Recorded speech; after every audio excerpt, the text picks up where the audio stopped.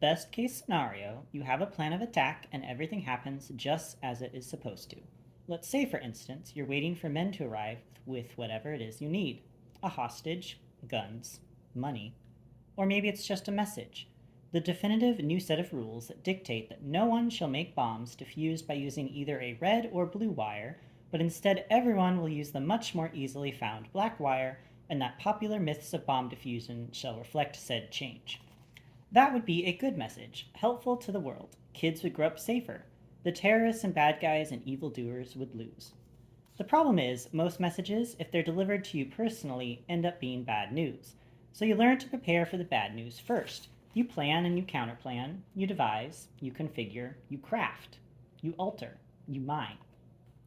Your best case scenario ends up being that you've prepared the perfect trap and you end up not needing to use it at all. James Bond, he never had a plan. He had gadgets some research and development team would have needed decades to perfect. Jason Bourne, a robot in human skin.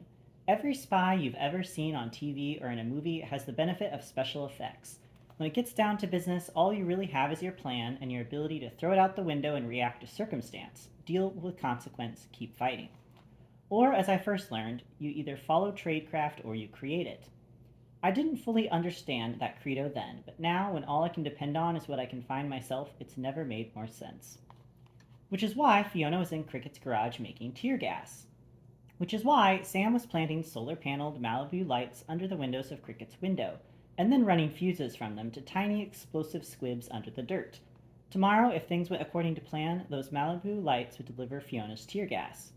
Which is why Cricket O'Connor was standing on her circular staircase watching as Nate and I dragged in new furniture. Appearances are important, so I asked Nate if it would be possible for him to find some nice furniture we could borrow for a few hours. When he demurred, I mentioned the truck full of men's suits, and now there was a living room filled with furniture. Do I want to know where you got this stuff? I asked. We just dragged in a love seat, and Nate was hanging a circular mirror above the fireplace. Probably not, Nate said. I lifted up the cushion on the love seat. I found just under $1 and change, a takeout menu for a Thai restaurant, and a High School Musical DVD. Tell me this wasn't in a kid's room. It wasn't in a kid's room. A lot of adults watching High School Musical these days, Nate? Yes, for your information. I pulled the DVD out and handed it to Nate. You're responsible for getting this back to its rightful owner. Can I trust you on that? Sure, bro, sure. I caught my breath and looked at what Nate and I had assembled: a love seat, another sofa, some pillows, enough to make the place look lived in again. Any problem if someone bleeds on the rest of this stuff? I asked. Not from my point of view. What about the point of view of the owners? Lot of empty houses around these days, Nate said. Subprime loans that went upside down, snowbirds, easy pickings. How do you know about subprime loans? I've got a TV. I read the newspaper, Nate said. You know, while you were off not stopping terrorism from entering our shores, I did learn how to read. Comics don't count, or your horoscope. The word is astrology, Nate said. Whatever, I said. I'll try not to get any blood on anything. I do you a favor, you could say thank you. He was right. It's hard for me to say thank you. I'm learning still. I appreciate it, Nate, I said. I really do. With a gold star on top for best behavior. How's that? Just what I wanted to hear, Nate said. If you'd like something you see, I could probably arrange to get you a few pieces for your place after all this is up. I'm more of a minimalist, I said. I pointed at the mirror. It's crooked. Nate looked at it one way, looked at it another. Don't see it, he said. Trust me, I said. It's about a half an inch off on the right. It's not permanent. I went over and readjusted the mirror. Now it is crooked, Nate said, and he went over and pushed it the other direction. This went on for a couple minutes until Cricket said from above, It's fine, Mr. Weston. See, Nate said. She was talking to me, I said. Why? Because she said Mister? You do that all the time, thinking people don't respect me. I'm here doing a job just like you are, Nate said. A guy could learn to resent his brother really quick. Learn? I said.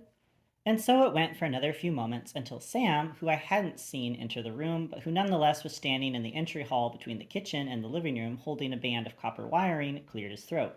When I turned and saw him, I also saw Cricket, who by this time looked even more stricken than usual and was standing beside Sam. I'm sorry, I said to Cricket. Family. I know, she said. I'm not upset about that. I'm upset that I don't have that anymore. You two arguing reminds me of my son and his father.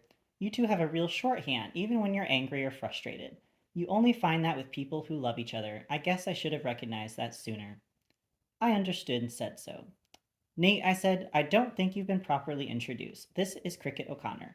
She's the person we're helping here. Cricket, this is my brother, Nate Weston. He's kindly found us some furniture to use for the day. Nate wiped his hands off on his pants, then apologized for wiping his hands off on his pants, and then finally just walked up and shook Cricket's hand. I'm sorry for your loss, he said, as if he were at a funeral for someone he didn't know, which, in a way, he was. We all were. Of what? Cricket said. Of everything, Nate said. Cricket smiled wanly at Nate. I appreciate your help, she said. It's not for me, though. Nate looked at her quizzically, so I stepped in before he could speak any more. I haven't explained everything to Nate, I said. I ran down the basics. Why haven't you just found this asshole and shot him? Nate asked when I finished. What good would it do for those families Cricket is supporting if I kill him, Nate? How does that make me any better than he is? This is about getting back what's been taken and using it for the right reasons. I get it, Nate said, though you have to admit it would be awfully satisfying to shoot him. Everyone agreed that was true, including, much to my surprise, Cricket. That too would pass. If everything went according to plan, or even if it didn't, Cricket would still have her own heartache to deal with. The difference between love and hate isn't so severe when you're in the thick of either emotion, and I did realize by then one important thing. Though Cricket had been bamboozled, had lost everything really, she still felt something for the man who swept her off her feet, even if it was a lie. I thought about the photos Fiona and I saw of them at that benefit. Thought about how happy Cricket looked. How as she and Eddie Champagne walked into that party, they looked like real people. Like people you'd see in a magazine and imagine had the most perfect life. People you'd wish you were. Your life is never as rich as what other people presume it is, or often what you believe it is. It happened to Cricket with her first husband, too, which made it all the worse. But I guess it happens to all of us eventually. We lose track of what it was we thought we were doing with ourselves, and one day we wake up and we are in a fix beyond our control. Cricket O'Connor got her own burn notice. I try to make it right for one of us. Bullies never take on anyone they can't beat. That's what makes them predictable. You want to find a coward? Remove all forms of inevitability. Change circumstances. Introduce unusual danger. Or, barring that, you know how to make tear gas. Everything you need can be found at Home Depot or Lowe's. Or, if you live in a city that has a super Walmart, you can get all your tear gas ingredients at the same time you purchase a rifle, the entire first season of The Love Boat on DVD, and clothes made by Malaysians. And since 9/11, they even carry gas masks now too. Bulk shopping at its best. Entertainment, fashion, terrorism, and safety all in one place. Guns are easy until you have to use one. In the history of combat, before we started desensitizing our soldiers and happily allowed them to return home mentally neutered, traditionally only 15% of the people tasked with shooting another person were actually able to do it. There's a reason why firing squads were used for decades. Most of the shooters will miss out of simple human nature. But if you aren't sure you're the person who provided the kill shot, it's much easier to go through life without putting another bullet in your own head. Tear gas, on the other hand, has no moral component. Nor does Fiona when it comes to making weapons. If you gave me a bit more time, Fiona said, I could make a batch of mustard gas. That's all right, I said. No reason to take down the whole island. Fiona and I were in Cricket's garage mixing up a usable sum of tear gas to use for personal consumption. And by personal, I mean I was going to take great personal glee in using it on the people shaking Cricket down, who I was beginning to suspect were far from real bad guys.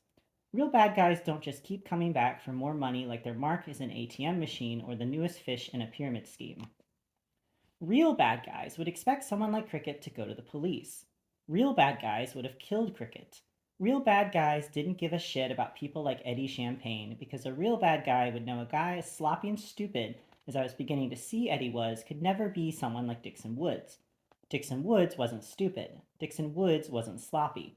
Dixon Woods might be a bad guy, he might be a good guy, but what he wasn't was a fool. Tomorrow I'd see if I could work around that. Too bad, Fiona said. She'd set up a workstation in Cricket's garage and was now running a length of rubber tubing outside to a hose spigot. Clamp this, she said when she returned and handed me one end of the tube in what looked like a jam jar. She moved around behind me, her hands sliding across my back, and stood beside me again, and started measuring out the sodium bisulfate. She worked delicately with the compound, cutting and sizing while I fixed together a series of tubes and ad hoc beakers, using mostly things we clean out of Cricket's cabinets and refrigerator.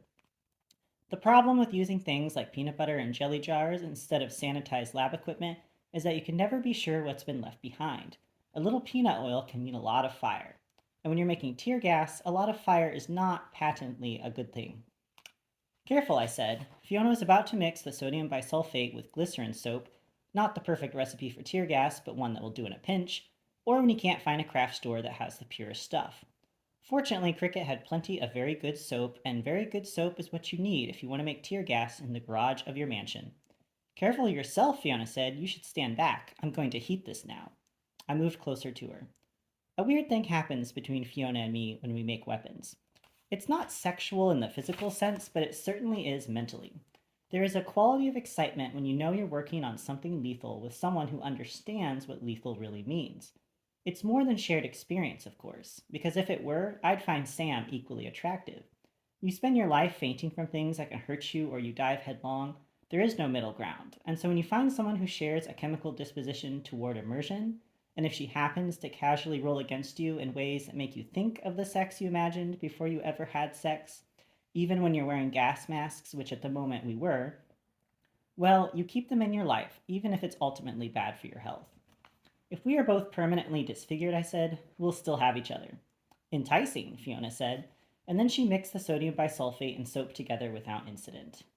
We spent the next several minutes hip to hip, finger to finger, breath to breath, albeit in gas masks, capturing gas into a rubber stopped glass vials. It was the best date I'd been on in a long, long time. When we were done, we washed off using the hose on the side of the yard so we wouldn't bring any residual chemicals into the house. Even I couldn't disregard how bizarre things sometimes were between us. What are you smiling about? Fee asked. This, I said, you and me, giving each other a hose shower after making tear gas. It's not the strangest thing. No, I said. No, it's not. It could be a lot worse, Michael. You could be searching for women on the internet.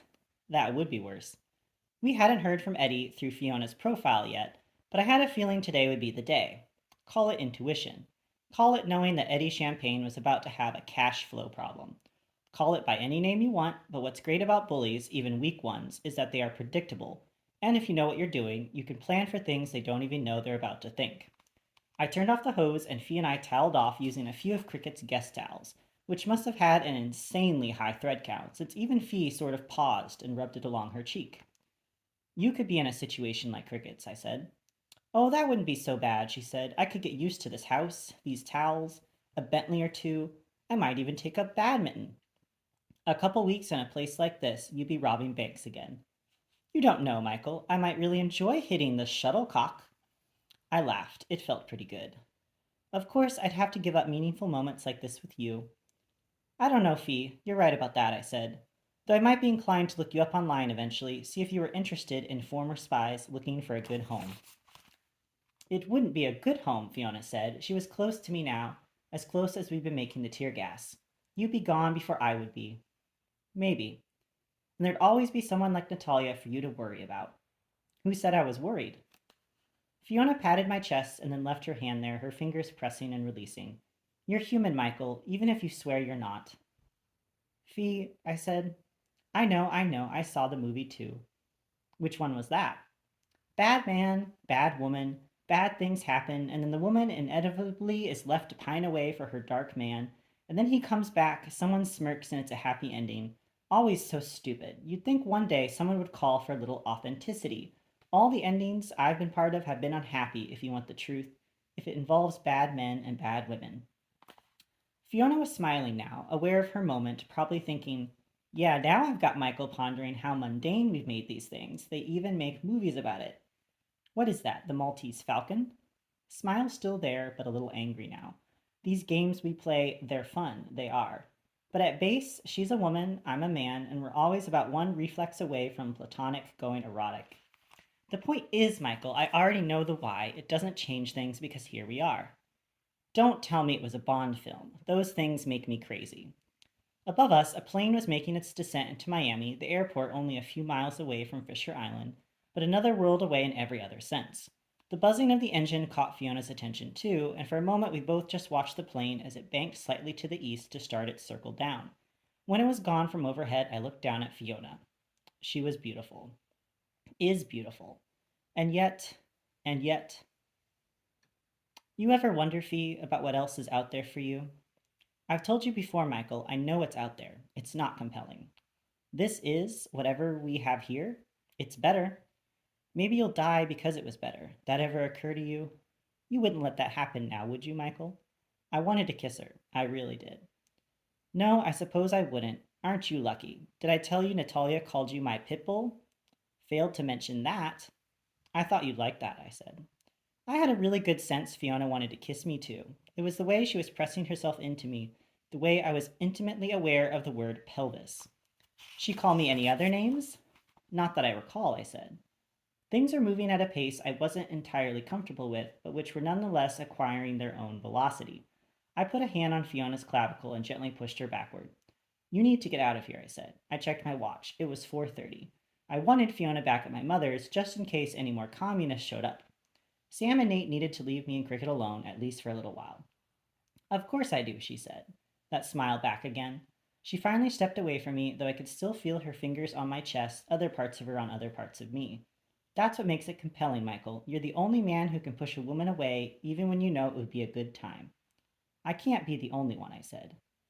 The only one I care about, Fiona said.